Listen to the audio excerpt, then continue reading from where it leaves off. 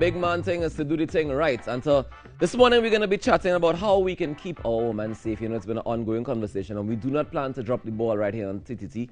So we're going to get into that conversation now with Nigel Phillip, Agenda Officer in charge of Gender Affairs at the Division of Health, Wellness and Family Development. And also chatting with us this morning is Billie Sterling-Lewis, the manager of ADAPT Children and Family Service Unit at the Division of Health, Wellness and Family Development. Good morning. Good morning. Thank you guys for joining us this morning. Billie, I want to start with you. We've been seeing lots of situations of gender-based violence, and I wonder what the role is that drugs and alcohol play as it pertains to gender-based violence, especially in the life of the abuser and the life of the victim. All right, good morning again, and thank you for having us on. Definitely, that's a great place to start because we do see a link, anecdotally, and of course, research shows that, between instances of domestic violence and substance misuse. What the research actually shows us, and we see that evidence in our office to our clients, is that most people who become perpetrators of violence are misusing a substance, and it is primarily alcohol. In addition to that, we often find that in the times when they become more violent, they would have recently consumed alcohol and large amounts of alcohol. So what that shows is that there's definitely a link between the large amounts of alcohol consumption, of course, to the point of drunkenness and losing, control, and acts of violence, and not just physical violence only, but also mental, emotional violence. And this happens in terms of intimate partner violence and also domestic violence in the home, against children, against elderly persons. There is research that continues to show that marijuana also plays a role. That is a little bit disputed, but because we know marijuana does affect the brain system, slows down reaction time, can cause psychotic symptoms to be displayed, we are sure that there is definitely also a link between the marijuana and the violence. And more so, even when we look at marijuana and alcohol consumption together, when those two are put together, there is evidence that there is a link between the consumption and the violence. All right. And that's for the perpetrators. And that's for the perpetrators and for the victims. How can we assess the situation? Because I feel like there's a reason that people would be drinking so much or smoking so much or whatever to lose control of their senses and their faculties. Yes? Definitely, there is often that theory we use of self-medicating. Most people who move into substance misuse are doing it out of a need to deal with their own mental emotional trauma. And so they find the drugs help to decrease symptoms of, some mental distress or, emotional feelings. So definitely there are issues in the persons who consume large amounts of drugs and alcohol.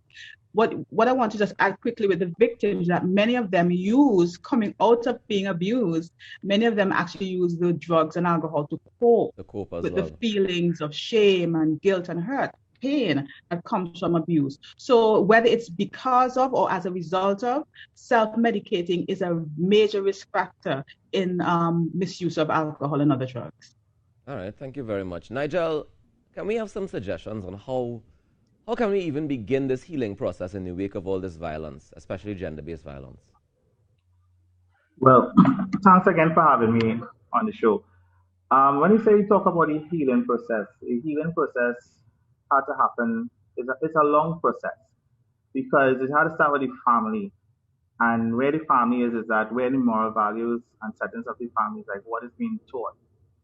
How society sees these types of violence, because society sees these types of violence like a blame game, because they blame the victim, and sometimes they don't really blame the perpetrator. What they do is that they celebrate the perpetrator in terms of his act of whatever he is doing against the person who is being abused. So what happened? We have to look at society in every aspect. How do we heal? We have to look at social media, what we put out there, what is being portrayed out there, what is portrayed as being a male, what is portrayed as being a female. How do we respect the female bodies? Because in society, you see that the female body is disrespected, and men think that they have all rights to these female bodies and control over these female bodies. So what we have to do is start by working in terms of education. How do we educate the media to show more positive role models of females and how females should be respected? How do we look at the songs that are played on the airways, how they see women, right? How women are being treated in the home, how fathers treat their wives, how they treat their mothers.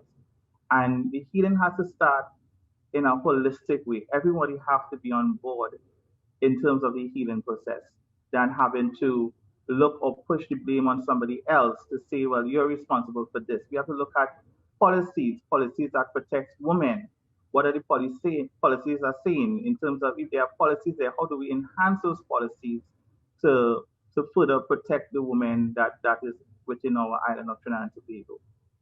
Nigel, have you seen a shift recently at all in terms of the holistic approach? I know for the last few weeks, especially since the unfortunate circumstance of Andrea Barrett, that people have been coming out and they've been protesting, asking for policy changes. They've been asking for changes in different aspects of society.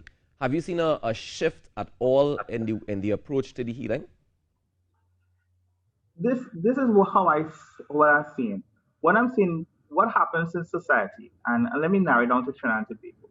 When something happens, you see the big hurrah, right? The hurrah will last for like 7, 10, 15 days, 2 weeks, and then it just disappears after that, and then the momentum dies down. It's a good thing that people are advocating for change and people are coming out to protest to say we want to see new policies, we want to see enhanced policies and so forth. But again, we as a society have to keep the momentum. Just don't wait for something to happen, but the momentum should be something ongoing. What are the keeping people like us, people like the government, civil society accountable for bringing programs to educate persons out there? How can we further protect our women? How can we further protect our children? And these things. So it's an ongoing process. It's not just when an incident happens, then the whole society goes up in an uproar. Mm-hmm. Going up in an uproar is all well and done, but at the same time, it is just that we have to keep persons accountable, keep our protective services accountable, ask for more protection in the area, for more police patrol, more lighting in the areas. So don't wait for it to something to happen and then you say, oh my, there's no light in the area. So, there are more incidents happening here because there's no lights. But we have to be our own keepers and our brothers' keepers. So in keeping the government accountable or civil factors accountable, we ourselves have to work together. It's about a working together process than a self process in terms of are we waiting for an incident to happen to really to carry that momentum to ask for change. Change is something that should be ongoing, not just when an incident happens. All right. Well, I want to thank you very much for joining us this morning, Nigel Phillip, Gender Officer in charge of Gender Affairs at the Division of Health, Wellness and Family Development, and also Billie Lewis, Manager of Adapt Children and Family Service Unit at the Division of Health, Wellness and Family Development. Thank you guys for joining us this morning and for sharing your thoughts on how we can keep our women and families safe going forward.